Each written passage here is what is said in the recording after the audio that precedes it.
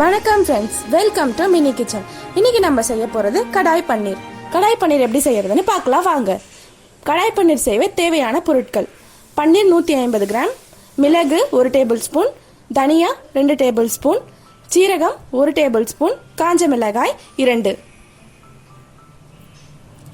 பிரிஞ்சி இலை 2, பட்டை 2, லவங்கம் 3, பூண்டு 9 பல் எடுத்துக்கோங்க.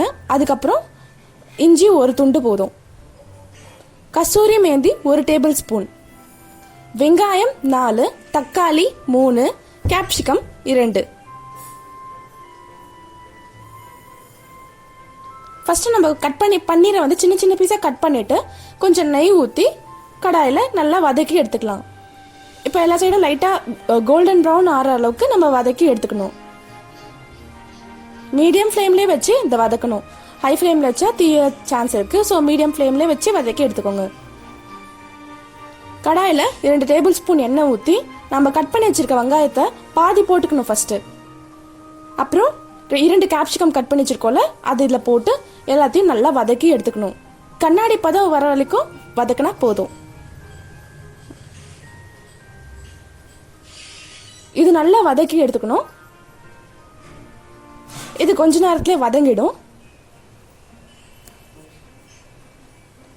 அதுக்கப்புறம் திரும்பவும் கடாயில் நம்ம எடுத்து வச்சிருக்க மசாலா பொருட்கள் மிளகு, ஜீரகம், தனியா, காஞ்ச மிளகாய் அதை வந்து ஒரு 2 மினிட்ஸ் வதக்கி எடுத்தாலே போதும்.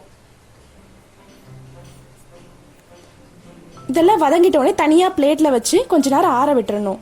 அதுக்கப்புறம் 2 டேபிள் ஸ்பூன் எண்ணெய் ஊற்றி எடுத்து வச்சிருக்க மிச்சமுள்ள கட் பண்ணி வச்சிருக்க வெங்காயம், தக்காளியும் போட்டு நல்லா வதக்கி எடுத்துக்கணும்.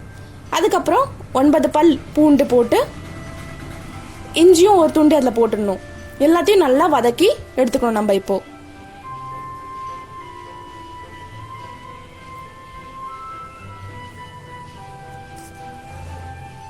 பாருங்க, 9 பல் பூண்டு போட்டுக்கணும்.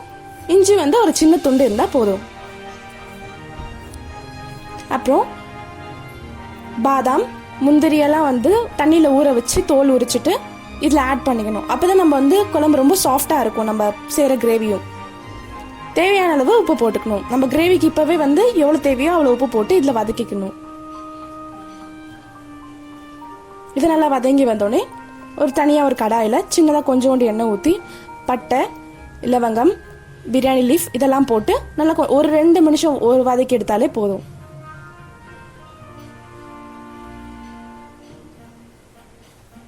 இப்போ நம்ம எடுத்து வச்சிருக்க மசாலா பொருட்கள், அப்புறம் நம்ம வறுத்த வந்து பட்டை, லவங்கம், பிரியாணி லீஃப் அதுலேயே எல்லாத்தையும் போட்டு அரைச்சி எடுத்துக்கணும். அதுக்கப்புறம் நம்ம திரும்ப தனியாக வதத்தோம்ல வெங்காயம், தக்காளி, பூண்டு, இஞ்சி அதை தனியாக ஒரு கிரேவி, இது வந்து கிரேவிக்கு, அது மசாலாவுக்கு எடுத்துக்கணும். நம்ம அரைச்சி எடுத்துக்கணும் எல்லாத்தையும். அப்புறம் ஒரு சின்ன பீஸ் பட்டர் எடுத்துக்கலாம். பட்டர் ஆப்ஷன் தான், அப்படி இல்லைன்னா நீங்கள் நெய் கூட எடுத்துக்கலாம். ஏன் பட்டர் நெய் எடுக்கிறோமா, அது வந்து குழம்பு ரொம்ப சாஃப்டாக வரும். அதுக்கப்புறம் நம்ம கிரேவி அதில் போட்டுட்டு மிக்சிலையும் தண்ணி கரைச்சி அதில் ஊற்றிடணும். அதுக்கப்புறம் நம்ம அரைச்சி வச்சிருக்க மசாலா பொருட்களில் 2 டேபிள் ஸ்பூன் ஃபஸ்ட்டு போடுங்க. தேவையான அளவுக்கு நம்ம மசாலா போட்டுக்கலாம். நான் 2 டேபிள் ஸ்பூன் போட்டுக்கிறேன். எல்லாத்தையும் நல்லா மிக்ஸ் பண்ணிக்கோங்க.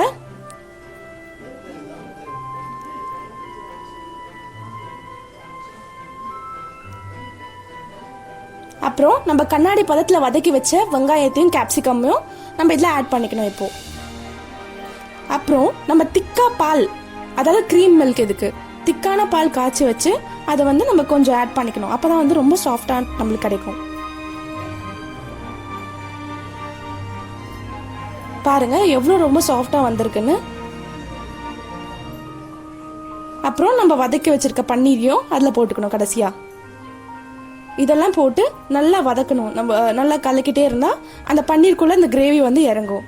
அப்புறம் நம்ம எடுத்து வச்சிருக்க கசூரி மேந்தி 1 டேபிள் ஸ்பூனு நல்லா 2 உள்ளங்கையை வச்சு கசக்கி அப்படி நல்லா மேலே தூவி விடணும்.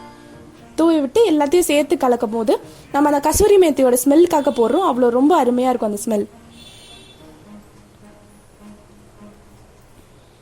இப்போ நம்ம கடாய் பண்ணி ரெடி. நீங்களும் உங்கள் வீட்டில் ட்ரை பண்ணி பாருங்கள். மினி கிச்சனுக்கு சப்ஸ்கிரைப் செய்யுங்க, லைக் பண்ணுங்க, ஷேர் பண்ணுங்க, மறக்காம கீழே உள்ள பெல் பட்டனை பிரஸ் பண்ணுங்க.